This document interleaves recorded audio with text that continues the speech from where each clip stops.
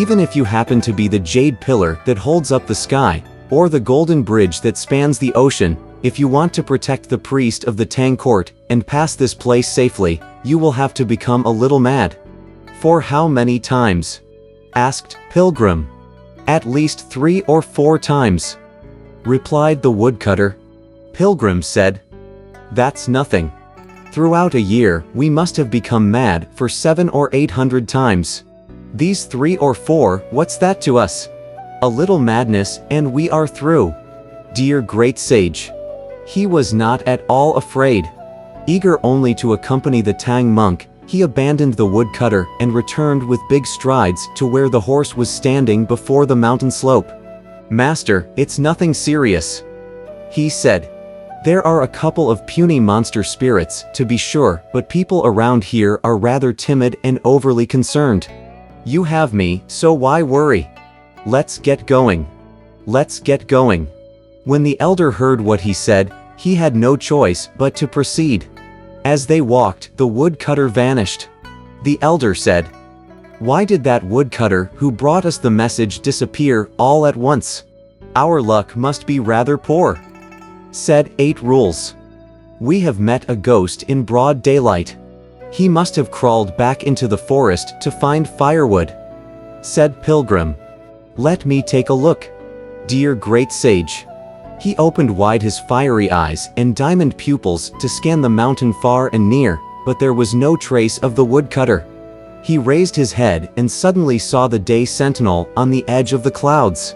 Mounting the clouds, he gave chase immediately, shouting several times, clumsy devil. When he caught up with the deity, he said, if you had something to say, why didn't you present yourself and speak plainly? Why did you have to put on all that transformation to make fun of old monkey? The sentinel was so frightened that he bowed before he said, great sage, please do not take offense at my tardiness in bringing you the news. Those fiends do have great magic powers, and they know many ways of transformation.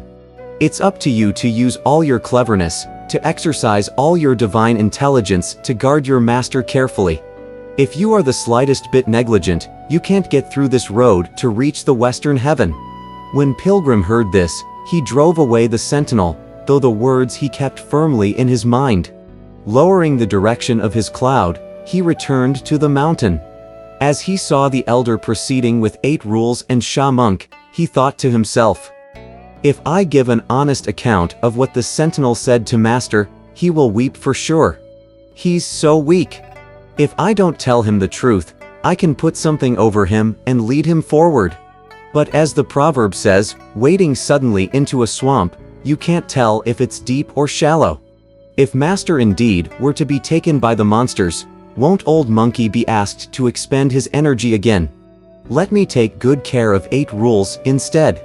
I'm going to make him go and wage a battle with those monsters first and see what happens. If he wins, we will consider that to be his merit. If his abilities are no good and he is caught by the monsters, there will still be time for old monkey to go rescue him. I can display my powers then and further spread my fame. Using the mind to question the mind, he was thus deliberating with himself. I fear that 8 Rules is so lazy that he will refuse to volunteer his service. Master, moreover, is so protective toward him. I'll have to use some gimmick. Dear great sage. Look at the chicanery he's resorting to. Rubbing his eyes for a while, he managed to squeeze out some tears as he walked back facing his master. When 8 Rules saw that, he cried out at once. Sha monk, put down your pole. Bring the luggage over here and we two will divide it up. Second elder brother. Said Sha monk. Why divide it up? Divide it. Said 8 Rules. You can then go back to the river of flowing sand and become a monster again. Old Hog will return to the old Gao village to see how my wife is doing. We can sell the white horse and buy a coffin for master in preparation for his old age. All of us can scatter. Why bother about going to the western heaven? When the elder heard this on the horse, he said, this coolie. We are still journeying. What's all this babble? Only your son babbles. Said 8 Rules. Don't you see that Pilgrim Sun is weeping over there as he walks toward us? He's a stalwart warrior who's not afraid of hacking by the axe, burning by fire, or even a pot of boiling oil, one who can penetrate heaven and pierce the earth. Now he has put on a cap of sorrow and arrived gushing tears. It has to be that the mountain is rugged, and that the monsters are truly vicious. How then do you expect weaklings like us to proceed? The elder said. Stop this nonsense. Let me question him and see what he says. He therefore asked, Wukong, if you have something to say, let's discuss the matter face to face. Why are you so distressed all by yourself? Are you trying to frighten me with that tearful face of yours? Master, said Pilgrim. Just now the one who brought us the message happened to be the Day Sentinel. He said that the monster spirits were most vicious, making this place a difficult one to pass through. It is indeed a treacherous road through a tall mountain. I don't think we can go through it now. We may as well wait for another time. When the elder heard these words, he was greatly shaken. Tugging at Pilgrim's tiger skin kilt, he said, Disciple, we have covered almost half the journey. Why are you speaking such discouraging words? I'm not undevoted to our cause, said Pilgrim. But I fear that the demons are many and my strength is limited if I have no help. As the saying goes, even if it's a piece of iron in the furnace, how many nails can you beat out of it? Disciple, said the elder. You have a point there. It is difficult for a single person to handle this matter, for as the military book says, the few cannot withstand the many. But I have 8 rules, and Sha Monk here, both my disciples. I permit you to command and use them as you wish, so that they can serve as your helpers, someone to protect your flank.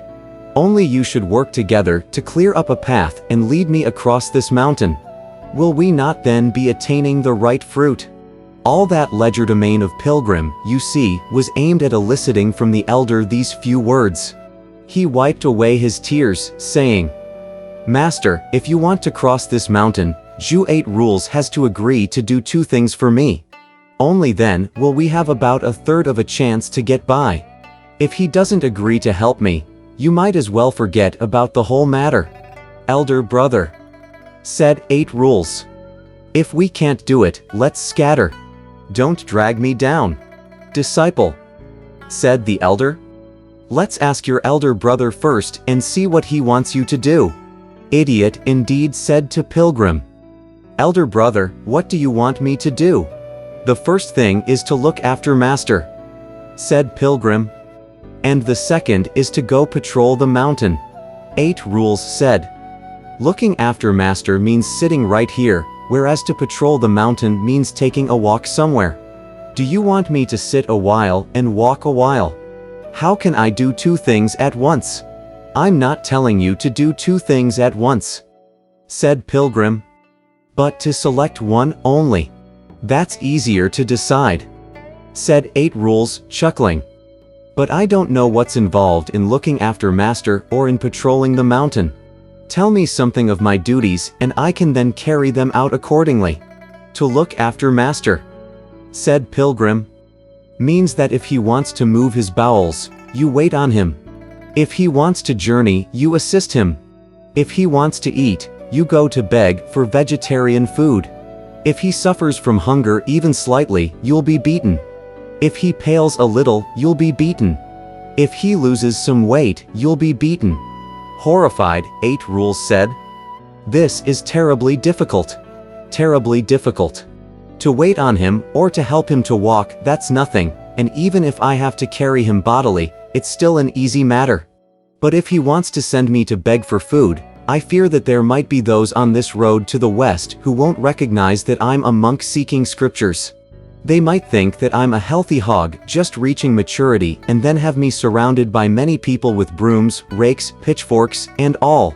I'll be taken to their homes, slaughtered, and cured for the new year. Wouldn't that be like meeting the plague? Then go and patrol the mountain, said Pilgrim. What does that involve? Asked 8 Rules. Pilgrim replied. Go into the mountain and find out how many monsters there are, what kind of mountain this is, and what kind of cave there is. We can then make plans to pass through. This is a small thing," said 8 Rules. "Old Hog will go patrol the mountain." Hitching up his garment at once, Idiot held high his muckrake and strode energetically up the road leading into the mountain. As he watched 8 Rules leave, Pilgrim could not suppress his giggles. "You impudent ape!" scolded the elder. "As a brother, you haven't shown the least bit of sympathy or kindness.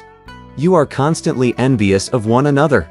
With all that base cunning, all those clever words and an ingratiating appearance, you have managed to trick him already into the so-called patrolling the mountain. Now you are even mocking him with your laugh." "I'm not mocking him," said Pilgrim, "because there's another meaning in my laughter. You see that 8 Rules has left, but he will not go to patrol the mountain, nor will he dare to face the monsters. He will go instead somewhere to hide for a while, and then come back to deceive us with some story that he has made up." "How do you know that about him?" asked the elder. Pilgrim replied, "I suspect that's how he will behave. If you don't believe me, let me follow him and find out. I can also lend him some assistance in subduing the monsters, and see at the same time whether he is earnest in seeking the Buddha." "Fine. Fine. Fine," said the elder. "But you must not play tricks on him.